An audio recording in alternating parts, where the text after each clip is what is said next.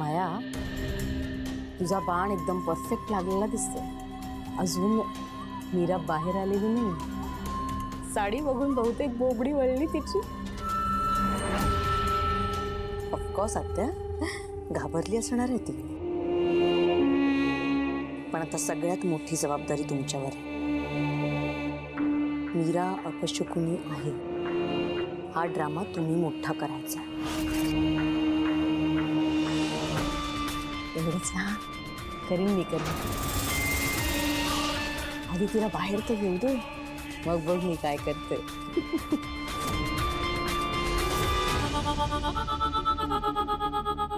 अरे वा, मीरा वहिनी किती सुंदर दिसते तुला ही साडी।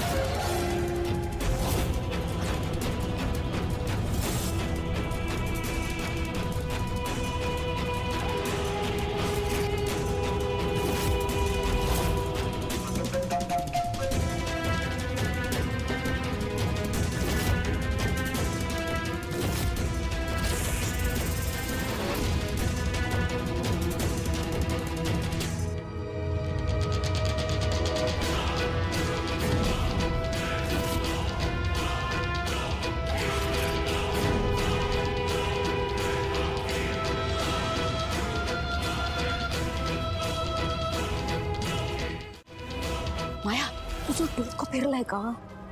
फिरलं नाहीये, करेक्ट सनवलंय।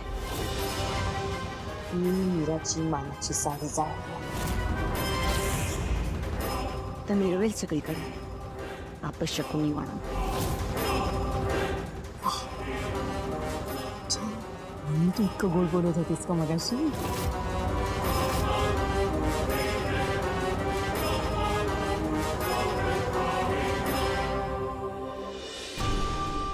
माया, तुझं हे स्वप्न स्वप्नच राहणार आहे।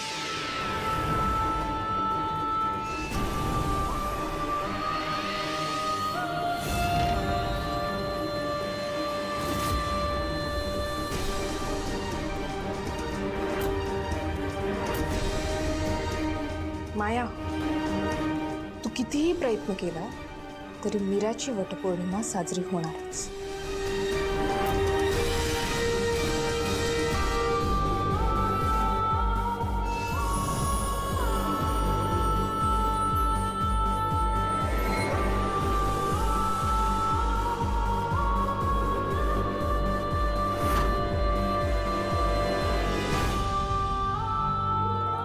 मीरा, तुझ्या या मोठ्या बहिणीचा आशीर्वाद कायम तुझ्या पाठीशी असेल।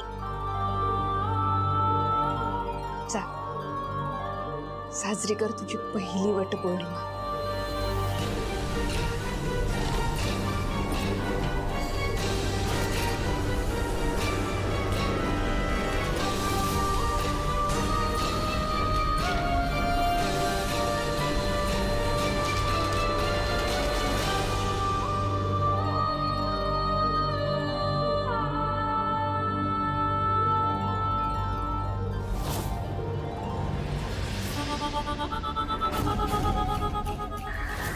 आत्मा आणि मनुष्य या जोडीला विसरलीस तू।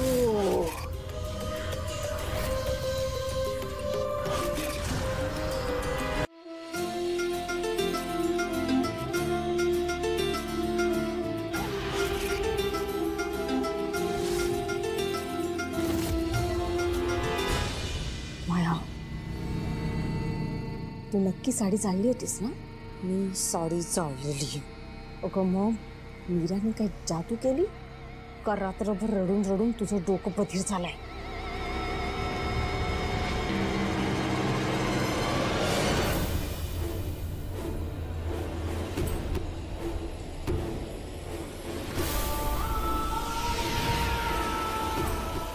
अंबिका, तुला कसलीच आडकाठी राहिलेली नाहीये.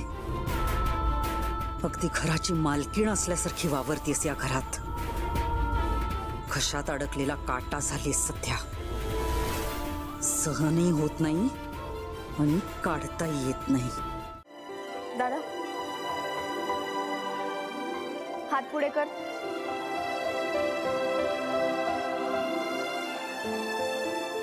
हा घे कुंकवाचा करंडा.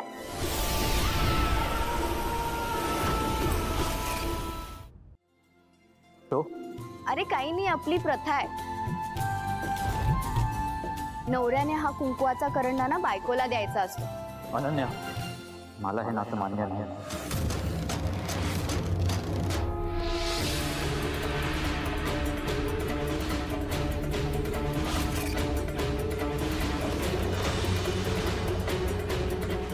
सात जन्मांसाठी काय, 7 सेकंदांसाठी सुद्धा नाही.